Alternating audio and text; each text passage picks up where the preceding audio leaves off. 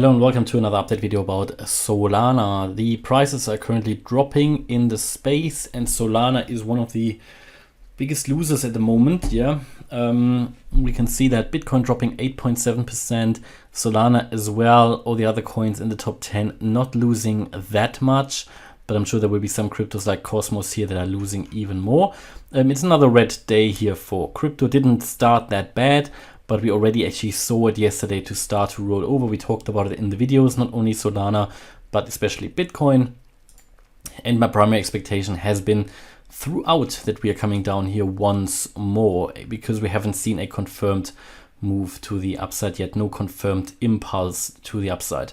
So looking at the chart here in general, you can see that we obviously came down here in an impulsive move to the downside. We are in this correction, in this wave 2 of Solana. We are still within this descending channel, and we are currently, in my view, in the last leg of that correction. We've got here this ABC correction, and within this wave C, we've got our 1, 2, 3, 4, 5 move, and we could already be in that fifth wave. At least that is what I do expect. And what we currently see here, if I zoom in, we can see, let me take the Fips out. First of all, maybe those Fibonacci levels here that you can see, they define here this price target area, and that is the target area at the moment located between $30 and $100. That is the area that we talked about back in November already, that the price is going to go into this area, and I have it still at that level just to show you that the price did reach the target area. So Solana has fulfilled the minimum requirements for the correction, but I still see Solana could drop once more to the lower support level at $55, $56, so I can narrow down the target area here to the next Fib levels, just to show you that it has fulfilled already the minimum requirements, but I don't think we have completed the correction yet. And I cannot believe that we have completed the correction yet, because we haven't seen the maybe a higher high or a higher low or anything significant. I would want to see at least the price to get above $120. That would be at least the beginning, but until we see a confirmation of a breakout, we cannot talk about the correction to be finished, right? Therefore, I have to expect the price to come down lower, because it means that the downtrend is still intact. And the next major support in terms of Fibonacci levels would be that 78.6% Fib level at $55, $56. So I have to expect still the price to reach it once more. So let's take the Fibs out and let's take a look in a little bit more detail here, maybe on the 8-hour chart, what the price is doing. By the way, the 8-hour chart, I find a particularly useful chart for crypto, because it's not too short term, it's not too long term, it's got a good balance, and it's much more useful than the 8-hour chart for stocks and shares, because in the 8-hour chart for stocks and shares, it gets a bit messy also with the indicators, because obviously the crypto market is running 24 hours, whereas stocks and shares are not. So on the 8-hour chart, it can give you some valuable insights for the crypto market. Right, anyway.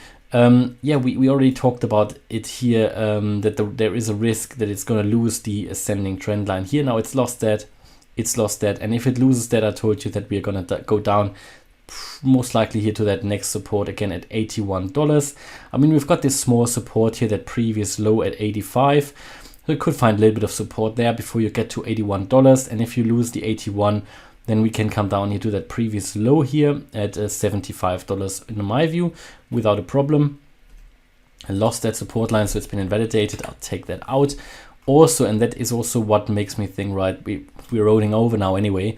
This previous high was broken, so if I just put a line here, you can see that this previous high was broken, and that is also not a good sign, or it rather indicates further downside potential for Solana. Okay, so I just gave you the key support levels. We can see that there was a bit of a fake out here outside of this channel that was broken.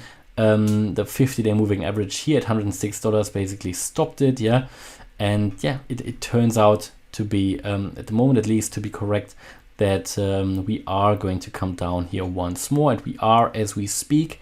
And let's take a look at the a few indicators to see what's actually happening here. So maybe let's start with the Donchian channels, which always give a good view actually of what's happening here.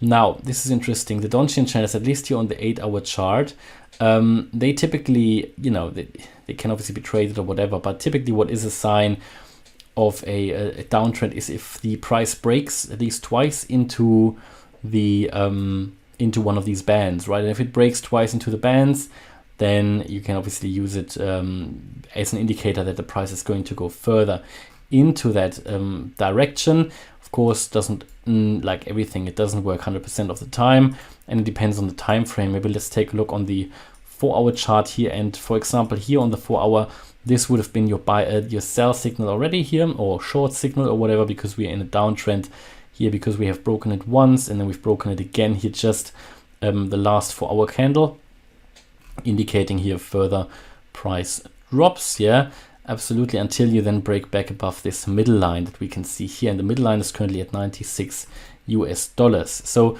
if the channel is breaking here one direction, it indicates that we are trending into that direction. We've even, I mean, you can see generally here, even on the 24th of Feb, that on the daily, the channel was pushed down further. So all of that indicating, you know, that the downtrend isn't over yet. But that's only the Donchian channel, only one of the indicators that here, you know, can be used. Let's take a look at the EMA ribbon. What's the EMA ribbon doing? And for the EMA ribbon, we talked about it as well. I think the last few videos that we said, right, on the daily, we haven't broken above it. You know, there is no sign that we've broken above the EMA ribbon on the daily, and therefore that downtrend is still intact, even though we might have broken the EMA ribbon on the 4-hour chart, and we did. But again, this is still, you get these long signals on the shorter time frames, because some people like to trade long as well. In a downtrend on shorter time frames, it can work, but it's obviously more risky. Yeah, of course, trading longs in an uptrend is much easier and also more rewarding. But just because it goes above the EMA ribbon on the 4-hour chart doesn't mean it's going to be a sustainable uptrend. As we can see here on the daily chart, I think this is what really tells you where we are. And we have been in this downtrend, and this had this short signal actually since the 14th of December, or even a bit earlier, for Solana. And yeah, you can actually see this works very well on the daily chart if you have a very clear trend, this EMA ribbon. So yeah, we're still below the EMA ribbon, of course, confirming further downside potential, really. Yeah, looking at the RSI, also, yeah, bearish momentum has pretty much been in the bearish range below 50 since November. There were a couple of fake outs, but again, confirms here further downside potential. The MACD as well, which started to go green, and we saw a bit of upside, but it's now already losing buying momentum again. So all of that indicates as well that we are going to go down further. It depends, you know, if you see here 1 or 2 more days of either sideways movement or prices go down, then you get another sell signal, and that could really push the price much lower.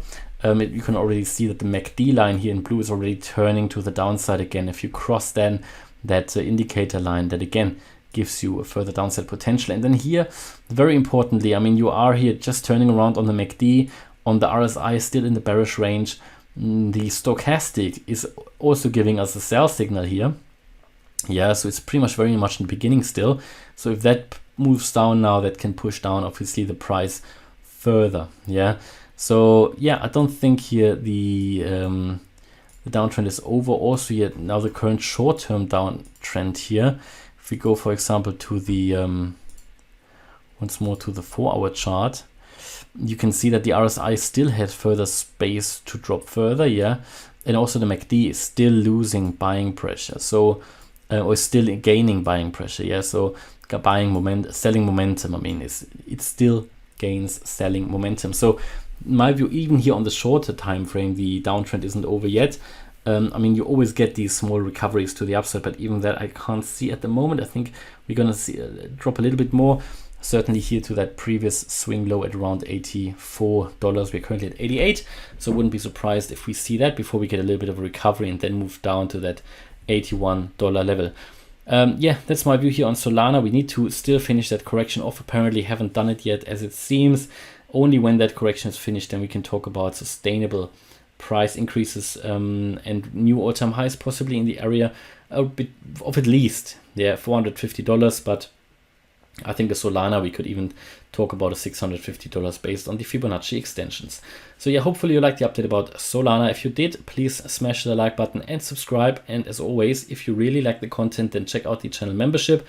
You can do that by just following the links in the video description, either to my website, or you can join on YouTube, and then you can get access to the weekly live stream. There's a next one is on Sunday, the Telegram live chat, and a Discord server access with a lot of additional content. Thanks a lot for watching. Bye bye.